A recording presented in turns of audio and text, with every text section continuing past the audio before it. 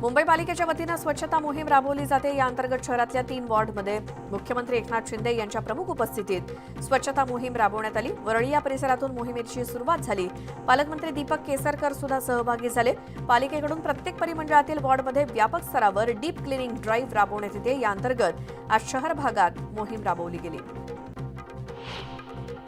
राज्याचे उपमुख्यमंत्री अजित पवार बारामती दौऱ्यावर आहेत। इथे होत असलेल्या विविध विकास कामांचं उद्घाटन अजित पवारांच्या हस्ते होणार आहे। सकाळपासूनच अजित पवारांच्या दौऱ्याला सुरुवात झाली। कार्यकर्ते मोठ्या संख्येने उपस्थित आहेत। दौऱ्याच्या वेळी अजित पवार कार्यकर्ता विद्याप्रतिष्ठान इथे कार्यकर्ता मेळावा देखील घेणार आहेत। बारामतीत शरद पवारांच्या वाढदिवसानिमित्तानं आंतरराष्ट्रीय निकाली कुस्त्यांचं स्पर्धांचं आयोजन करण्यात आलं। महाराष्ट्र केसरी सिकंदर शेख, डबल महाराष्ट्र केसरी शिवराज राक्षेची चित्तथरारक अशी कुस्ती नागरिकांना पाहायला मिळाली। ही कुस्ती पाहण्यासाठी कुस्ती शौकीनांनी मोठ्या प्रमाणात गर्दी केली होती। नीलम गोरे या विधानसभेच्या दीर्घकाळ सदस्य आहेत, त्यामुळे कोणत्याही महिलेवरती अन्याय होईल अशी कारवाई त्या करणार नाहीत। सुषमा अंधारेंवरील हक्कभंग प्रकरणावरती अदिती तटकरेंनी हे वक्तव्य केलं। महाविकास आघाडीची लोकसभा तसंच विधानसभा निवडणुकीची तयारी सुरू झाली आहे। मावळमध्ये कार्यकर्त्यांची बैठक पार पडली। यावेळी शिवसेना, राष्ट्रवादी आणि काँग्रेसमधील तळागाळातील कार्यकर्त्यांनी बैठकीला हजेरी लावली।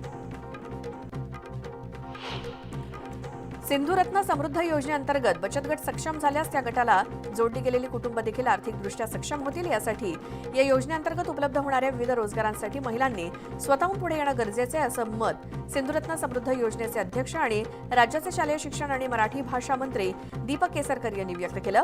महिला बचत गट मार्गदर्शन मेळाव्यात ते बोलत होते। श्रीकांत शिंदे फाउंडेशनच्या माध्यमातून अमरनाथमधील भिंती आता बोलक्या झाल्यात। स्ट्रीट फेस्टिवलसाठी 3000 फूट लांब भिंतीवर विविध भित्तिचित्र रेखाटण्यात आले आणि या रंगीबेरंगी झालेल्या भिंती सध्या अमरनाथमध्ये आकर्षणाचं केंद्र ठरत आहेत। पुणे मुंबई एक्सप्रेस हायवेवर सलग दुसऱ्या दिवशी वाहतूक कोंडी झाली। वाहनांची संख्या वाढल्यानं वाहन चालकांना वाहतूक कोंडीचा सामना करावा लागतोय। वाहतूक सुरळीत करण्यासाठी डेल्टा फोर्स आणि महामार्ग पोलिसांचे प्रयत्न सुरू आहेत। सलग आलेल्या सुट्ट्यांमुळे पर्यटकांनी कोकणाच्या दिशेने आपली पावलं वळवलीत। नवीन वर्षाच्या स्वागतासाठी गणपतीपुळे मंदिरात बाप्पाच्या दर्शनासाठी भाविकांनी गर्दी केली। लांबून आलेल्या भाविकांच्या मंदिरात लांबच रांगा लागल्या आहेत। गडचिरोलीतील दुर्गम भागातील हेमलकसामध्ये लोक बिरादरी प्रकल्पाच्या माध्यमातून आरोग्य आणि शिक्षणाच्या क्षेत्रात सामाजिक कार्य सुरू आहे। लोक बिरादरी प्रकल्पाच्या रुग्णालयामुळे हजारो आदिवासी रुग्णांवरती मोफत उपचार होत आहेत आणि याच प्रकल्पाला आता 50 वर्ष पूर्ण झाली। भंडारा जिल्ह्यातील तुमसर तालुक्यातील गायमुख या भागात आदिवासी समुदाय वास्तव्य करतो, परंतु या भागातील रस्त्यांची अक्षरशः चाळण झाली आहे। 5 वर्षांपूर्वीच तयार करण्यात आलेल्या या रस्त्यावर जागोजागी खड्डे पडलेत, त्यामुळे या रस्त्यावरून प्रवास करणाऱ्या नागरिकांची गैरसोय होते। गेल्या काही वर्षांपासून पंढरपुरात चंद्रभागेत होणारा अवैध वाळू उपसा तत्काळ थांबवण्यात यावा, अन्यथा राज्यातील लाखो वारकऱ्यांचं जन आंदोलन करण्याचा इशारा देण्यात आलाय। कर्तव्यात कसूर करणाऱ्या प्रांताधिकारी तसंच तहसीलदारांच्या विरोधात वारकऱ्यांसह महर्षी वाल्मिकी संघानं एल्गार पुकारलाय। डिसेंबर महिन्यात थंडीची चाहूल लागताच पहाटेच्या वेळी आमनापूरच्या कृष्णावेशीतील चिंचपट्टी बगड्यांच्या आवाजानं थरथरू लागते आणि 100-200 पाखरं हवेत भिरकावताना चौफेर विखुरतात आणि हेच आकाशातील विलोभनीय दृश्य सर्वांचं लक्ष वेधून घेतं।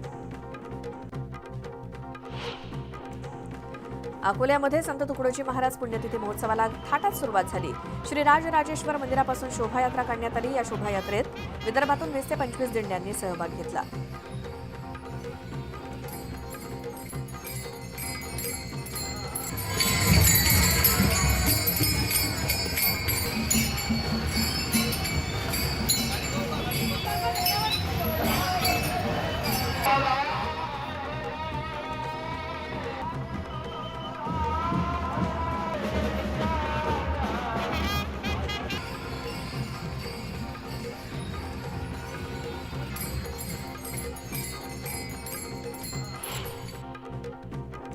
स्वतंत्र दिव्यांग विद्यापीठ स्थापना करण्याचा विचार उच्च आणि तंत्र शिक्षण विभागाचा आहे। स्वतंत्र विद्यापीठाची आवश्यकता का आहे, त्यांचे अभ्यासक्रम कसे असतील, या सगळ्या बाबींची चर्चा होण्यासाठी उच्च आणि तंत्र शिक्षण विभागाकडून तज्ज्ञांची समिती स्थापन करण्यात आली आणि ही समिती पुढील 2 महिन्यात शासनाला अहवाल सादर करून आपल्या शिफारशी आणि निरीक्षणं सादर करणार आहे। जळगावच्या सुवर्णनगरीमध्ये सोन्याच्या दरात डिसेंबर महिन्याच्या पहिल्या आठवड्यात तेजी आली, तशीच हे चढे दर महिन्याच्या शेवटच्या आठवड्यापर्यंत येण्याची देखील चिन्ह आहेत. शनिवारी सोन्याच्या प्रतितोळ्याच्या दरात 950 रुपयांची वाढ झाली आणि 23 डिसेंबरला पुन्हा 350 रुपयांची वाढ होऊन 3% जीएसटीसह दर 65,250 रुपये झालेला आहे. आता मराठा समाजाला ओबीसी कोट्यातून आरक्षण देण्याची मागणी केली जाते. त्यासाठी बार्शी शहरामध्ये सकल मराठा समाजाकडून साखळी उपोषण करण्यात येते. तालुका प्रशासनाकडून कुणबी दाखल्यांची नोंद आढळणाऱ्या मराठा बांधवांना ओबीसी प्रमाणपत्र देण्यास सुरुवात झाली आहे. बार्शी तालुक्यातील बाभळगाव येथे 150 वर्षांपूर्वीची कुणबी दाखल्याची नोंद सापडली आहे. पंतप्रधान नरेंद्र मोदी हे नगरमधील 15,000 घरांची चावी देण्यासाठी जानेवारी महिन्यात सोलापूरला येत आहेत. सोलापूर शहर ग्रामीण भागातून किमान 1 लाख नागरिकांना ते आग्रही निमंत्रण देणार आहेत. तर जिल्हा प्रशासनाकडून पंतप्रधान नरेंद्र मोदी यांच्या दौऱ्याची जोरदार तयारी सुरू झाली आहे. पंतप्रधान मोदी यांचा हेलिकॉप्टर उतरण्यासाठी 3 जागांची जिल्हा प्रशासनाकडून पाहणी करण्यात आली. पंतप्रधान मोदी यांची रेनगरमधील 16 एकरामध्ये सभा देखील पार पडणार आहे. अहमदनगर कर्जत जामखेड एमआयडीसीवरून राष्ट्रवादीचे आमदार रोहित पवार आणि भाजपचे आमदार राम शिंदे आमने सामने आले होते. कर्जत जामखेडमध्ये एमआयडीसी व्हावी म्हणून राष्ट्रवादीचे आमदार रोहित पवार यांनी महाविकास आघाडी सरकारकडे पाठपुरावा केला होता. आता नव्यानं प्रस्ताव सुरू करण्याचं काम सुरू झाले आणि कर्जत जामखेड मतदारसंघातील 6 ठिकाणी सर्व्हे करण्यात आलाय. आदर्श नागरी सहकारी पतसंस्थेच्या नावावर असलेली मालमत्ता लिलावाची प्रक्रिया प्रशासकांकडून राबवली जाते. शिवाय पतसंस्थेचे अध्यक्ष आणि संचालकांच्या मालमत्तांची माहिती घेण्यात आली. त्यांच्या लिलावाची प्रक्रिया करण्यासाठी शासनाकडे प्रस्ताव सादर करण्याची प्रक्रिया सुरू आहे. नांदेड जिल्ह्यातील लोहा शहरातील मुख्य रस्त्यावरील अतिक्रमण पोलिसांनी काढलं. मुख्य मार्ग आणि महावितरण कार्यालयासमोर अनेकांनी पत्र्याचं शेड उभारून अतिक्रमण केलं होतं. या अतिक्रमणामुळे लोहा शहरातून जाणाऱ्या वळण रस्त्याच्या कामात अडचणी येत होत्या. पोलिसांनी जेसीबी लावून हे अतिक्रमण काढलं. गोंदियात हक्काच्या नोकरीची मागणी करत अनुकंपाधारकांनी अन्नत्याग आंदोलन सुरू केलं. मागण्या पूर्ण होईपर्यंत माघार घेणार नाही अशी आक्रमक भूमिका आंदोलनकर्त्यांनी आमदार आणि खासदारांसमोर घेतली. राज्यातील अंगणवाडी सेविकांना लवकरच अँड्रॉइड मोबाईल मिळणार आहेत. 1,08,000 अंगणवाडी सेविकांची मागणी पूर्ण होणार आहे. अंगणवाडी सेविकांना अनेक शासकीय कामं तसंच लहान मुलांची माहिती मोबाईलद्वारे वरिष्ठांना कळवावी लागते. त्यासाठी मोबाईल मिळावा अशी मागणी अंगणवाडी सेविकांनी केली होती. जेन-1 व्हायरसच्या पार्श्वभूमीवर प्रशासन अलर्ट मोडवरती आलंय.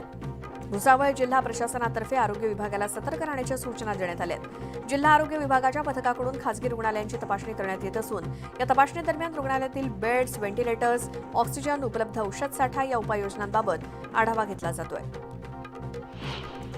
राज्यात कोरोना पुन्हा डोकं वर काढत असताना सार्वजनिक आरोग्य विभागानं आधीचा टास्क फोर्स रद्द करून नवीन टास्क फोर्सची स्थापना केली. कोरोनाच्या रुग्णसंख्येला नियंत्रणात आणण्यासाठी टास्क फोर्सनं मोलाची भूमिका बजावली होती. त्यामुळे आता नव्यानं रुग्ण सापडू लागल्यानं आरोग्य विभागानं पुन्हा टास्क फोर्सची रचना करण्याचं काम सुरू केलंय. धुळे जिल्ह्यात कापसाला मिळणाऱ्या कमी दरामुळे कापूस उत्पादक शेतकरी अडचणीत आलाय, आर्थिक अडचणीत आलाय. व्यापारी कमी दरात कापूस मागत असल्यानं शेतकऱ्यांनी घरातच कापूस साठवून ठेवलाय. त्यामुळे कापसाला किमान 8,000 ते 10,000 रुपयांचा दर मिळावा अशी आशा कापूस उत्पादकांनी व्यक्त केली. नांदेड जिल्ह्यामध्ये मागील काही वर्षात हळदीची लागवड वाढली आहे. यंदा देखील अनेक शेतकऱ्यांनी हळदीची लागवड केली. मात्र हळदीवरती मोठ्या प्रमाणात करपा रोगाचा प्रादुर्भाव झाल्यानं यंदा उत्पन्नात घट होण्याची शक्यता आहे. प्रामुख्यानं कंधार, लोहा आणि मुदखेड तालुक्यात करपा रोगाचा प्रादुर्भाव झाला. उत्तर भारतासह महाराष्ट्रात कडाक्याच्या थंडीला सुरुवात झाली आहे. गेल्या काही दिवसांपासून राज्यातील अनेक शहरांमधील तापमानात कमालीची घट झाली आहे. खास करून विदर्भ आणि मध्य महाराष्ट्रातील तापमान कमालीचं घसरलंय. त्यामुळे थंडीपासून बचावासाठी नागरिक ठिकठिकाणी शेकोट्यांचा आधार घेत आहेत. येत्या 24 तासात राज्यात तापमान घसरणार असून थंडीचा जोर आणखी वाढणार असल्याचं हवामान विभागाच्या अधिकाऱ्यांनी सांगितलं. म्हाडाच्या मुंबई इमारत दुरुस्ती आणि पुनर्रचना मंडळाच्या मास्टर लिस्टवरील जुन्या उपकरप्राप्त इमारतीमधील रहिवाशांना घरं देण्यासाठी 28 डिसेंबरला घोषणा होणार आहे. दुपारी 1 वाजता वांद्रे पूर्व येथील म्हाडा मुख्यालयात लॉटरी काढण्यात येणार आहे अशी माहिती म्हाडाचे उपाध्यक्ष संजीव जयस्वाल यांनी दिली. मुंबईतील रस्त्यांच्या काँक्रिटीकरणाच्या महापालिकेच्या निविदेला उच्च न्यायालयानं दिलेल्या स्थगितीविरोधात दक्षिण मुंबईतील नागरिकांनी याचिका दाखल केली. त्यावर 19 जानेवारीला सुनावणी होणार आहे. स्थगितीमुळे रस्त्यांची कामं रखडली असून याचा फटका मुंबईकरांना बसतोय. न्यायालयानं ही स्थगिती रद्द करावी अशी मागणी करत दक्षिण मुंबईतील रहिवाशांनी याचिका दाखल केली. मुंबईतील सुशोभीकरणाच्या 1278 कामांपैकी 1130 कामं पूर्ण झाली आहेत. गेल्या वर्षभरात यावरती 735 कोटी रुपये खर्च झालेत. मात्र आधीची कामं पूर्ण होण्याआधीच नव्यानं सुरू केलेली काही कामं रखडलेली आहेत. त्यामुळे ही कामं पूर्ण करण्याची मुदत आता मार्च 2024 पर्यंत वाढवण्यात आली आहे. शाळा महाविद्यालयांना नाताळची सुट्टी पडली असून नोकरदारांना सलग सुट्ट्या लागून आल्यात. त्यामुळे बहुसंख्य सहकुटुंबांनी बाहेरगावी जाण्याचं ठरवलंय. बेत आखलेत. त्यामुळे रेल्वे, एसटी 100% आरक्षित आहेत. अनेकांनी ऐनवेळी बेत आखल्यामुळे इच्छित स्थळी जाण्यासाठी खासगी बस किंवा इतर पर्यायांचा विचार सुरू आहे. परिणामी खासगी वाहनांच्या मागणीमध्ये वाढ झाली असून तिकीट दर सुद्धा गगनाला भिडलेत. भिवंडी शहापूर शहरात उभ्या असलेल्या गोदामांमुळे ठाणे नाशिक महामार्गावरती दररोज वाहतूक कोंडी होत असते आणि कोंडीची ही अवकाळा दूर करता यावी यासाठी पडघ्यापासून थेट ठाण्याच्या दिशेनं महामार्गाला समांतर असा 30 किलोमीटर अंतराचा नवा उन्नत मार्ग उभारण्याच्या हालचाली राज्य सरकारच्या स्तरावरती सुरू झाल्या आहेत. या उन्नत मार्गामुळे कल्याण डोंबिवली ठाणे हा प्रवास देखील वेगानं करता येणार आहे. सलग आलेल्या सुट्ट्यांमुळे नाताळ आणि नवीन वर्षाच्या सेलिब्रेशनसाठी कास पठाराकडे जाणाऱ्या हुल्लडबाज पर्यटकांवरती आज सातारा तालुका पोलिसांनी धडक कारवाई केली. कास पठारावर रात्री मद्यपान करून हुल्लडबाजी करणाऱ्यांविरोधात पोलिसांनी कारवाईची मोहीम राबवली आहे. अकोल्यातून जाणाऱ्या राष्ट्रीय महामार्गावरती रात्रीच्या सुमारास हरण आडवं आल्यानं मोटरसायकलचा अपघात झाला. या अपघातात बाईकस्वार जखमी झाला असून हरणाचा जागेवरच मृत्यू झालाय. सांगलीतील मिरज शहरातील सराफा कट्टा रस्त्यावरील आरके ज्वेलर्समध्ये चोरट्यांनी छताचा पत्रा कापून दुकानात चोरी केली. सोन्या चांदीच्या दागिन्यांसह 4 लाखांचा आणि 64,000 रुपयांचा मुद्देमाल लंपास झालाय. या संदर्भात मिरज पोलीस स्थानकात फिर्याद दाखल झाली आहे. आफ्रिकेच्या सुदानहून शहरात शिक्षणासाठी आलेल्या विद्यार्थ्यांना 2 अल्पवयीन मुलांच्या धर्मांतराचा प्रयत्न केला. या प्रकरणात आणखी एक परदेशी विद्यार्थी सहभागी असल्याचं पोलिसांच्या तपासात समोर आलंय. तर या प्रकरणी एटीएस पथक देखील आपल्या स्तरावरती चौकशी करत आहे.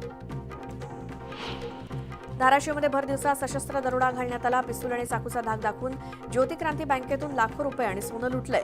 सीसीटीव्हीमध्ये 4 आरोपी दरोडेखोर जाताना कैद झालेत आणि आरोपींचा अधिक तपास सुरू आहे.